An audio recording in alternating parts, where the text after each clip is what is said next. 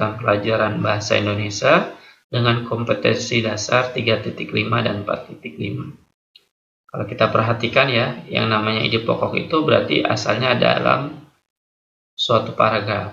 Nah, paragraf tersusun dari kalimat-kalimat yang disusun secara terpadu. Terpadu itu berarti utuh. Sebuah paragraf terdiri dari ide pokok dan kalimat-kalimat yang mendukung ide pokok. Kalimat yang mendukung ide pokok itu bisa jadi kalimat penjelas ya. Ide pokok adalah pokok permasalahan yang ada di dalam sebuah teks. Jadi kalau kamu membaca bacaan teks, baik bacaan apapun di dalamnya, di sebuah paragraf tersebut pasti ada namanya ide pokok dan kalimat pendukung atau kalimat penjelas. Dan itu merupakan kumpulan dari beberapa kalimat yang disusun secara padu. Kemudian kalau kamu ingin menentukan ide pokok dalam suatu teks, dalam suatu bacaan, maka kamu harus membuat ini nih, atau melakukan langkah-langkah dalam menentukan ide pokok. Yang pertama adalah membaca teks secara utuh dengan seksama. Jadi kamu memastikan dan harus, kalau pengen menentukan ide pokok, membaca teks tersebut secara seksama atau secara utuh dari awal hingga akhir. Yang kedua adalah memahami topik teks. Topik itu temanya apa, membahasnya apa. Kamu harus paham dulu dari pembahasan yang ada dalam suatu bacaan tersebut. Ketiga, memahami isi dan hubungan antar kalimat dalam setiap paragraf. Jadi kamu juga harus memahami isi dan hubungan antar kalimat yang ada dalam setiap paragraf. Yang keempat, poinnya adalah menentukan kalimat utama pada setiap paragraf. Jadi setelah kamu membaca dengan seksama, kamu pahami topiknya, kemudian kamu pahami isi dan hubungan keterkaitannya, kamu menentukan kalimat utamanya. Dengan cara apa? Dengan cara digarisbawahi boleh setelah kamu membacanya. Poin yang kelima, mencatat hal-hal penting dalam setiap paragraf. Jadi setelah ditentukan kalimat utamanya, kamu catat-catat dulu nih. Catat-catat juga kalimat hal-hal penting yang ada pada paragraf tersebut. Dan yang keenam, yang terakhir adalah jika belum memahami isi teks, bacalah teks tersebut secara berulang. Berulang itu maksudnya apa? Terkadang seseorang itu dalam memahami teks bacaan tidak cukup dalam membacanya satu kali saja, melainkan harus berulang-ulang kali, minimal 3 kali baru dia akan mendapatkan atau paham terhadap bacaan tersebut. Saat membaca teks, membaca teks berarti bacaan, kadang kita menemukan kosakata baru. Kalian dapat mencari bentuk baku dari kosakata tidak baku tersebut serta artinya pada Kamus Besar Bahasa Indonesia atau KBBI. Di dalam membaca suatu teks, membaca bacaan, apapun bacaannya, ketika kita tidak bisa mengartikan atau kosakatanya baru, maka kita bisa mengartikan kata-kata tersebut menggunakan Kamus Besar Bahasa Indonesia. Jadi ini paling mudah untuk mencari arti yang ada di paragraf atau teks-teks yang kita baca.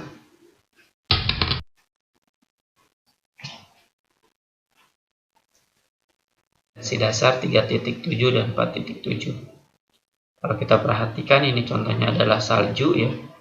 Nah, ini kristal es kalau diambil dari bagian yang ada pada salju tersebut. Umumnya proses mengkristal terjadi akibat dipengaruhi suhu yang sangat dingin.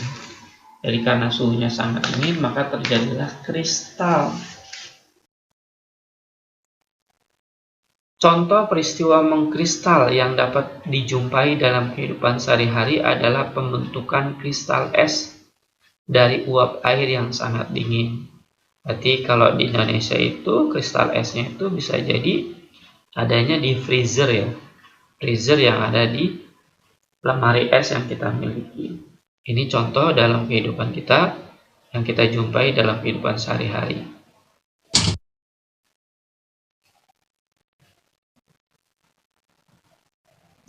Mengkristal, nah kalau kita tadi sudah melihat gambar kristal ya, di sini kita coba mengartikan ya di slide ini.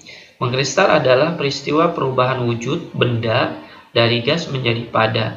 Peristiwa pengkristalan ada yang memerlukan kalor dan ada pula yang melepas kalor. Jadi mengkristal itu ternyata ada dua ya, ada yang melepas dan ada yang menyerap kalor. Contoh yang melepas kalor, nah pada poin yang pertama nih contohnya adalah salju dan gas yang didinginkan.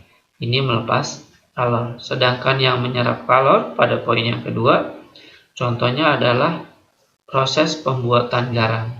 Jadi ternyata garam pun itu karena proses pengkristalan yang ada pada air karena dia menyerap kalor.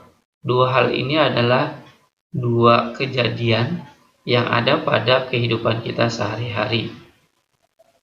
Kita lanjutkan.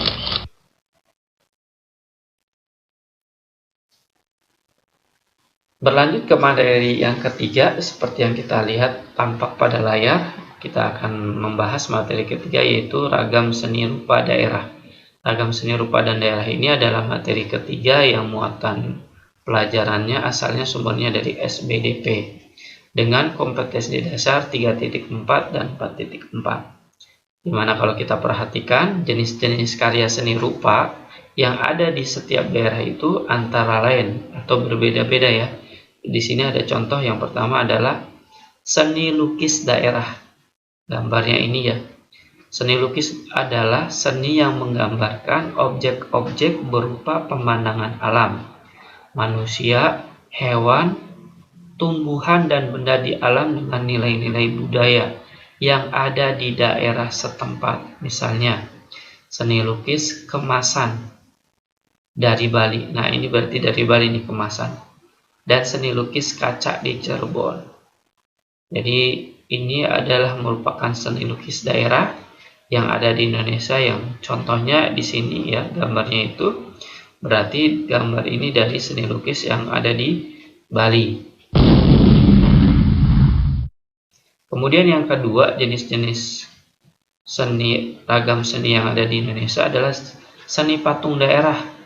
Seni patung daerah yaitu karya seni dengan bentuk 3 dimensi menyerupai manusia, binatang, dan benda-benda baik terbuat dari benda keras ataupun lunak. Misalnya patung barong dari Bali dan patung asmat di Papua.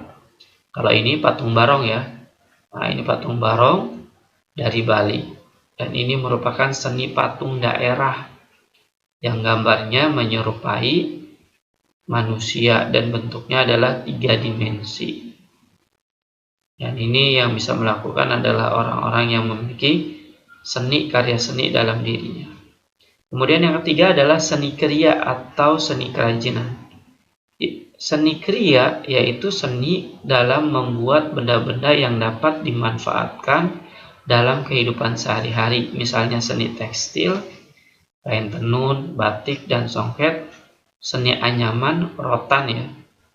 Contohnya kipas ya, kipas dari kayu, dan seni ukir. Ini contoh dari seni kriya yang ada di Bali. Pelajaran ini dapat menambah wawasan dan ilmu pengetahuan kamu. Terima kasih sudah menyaksikan video pembelajaran.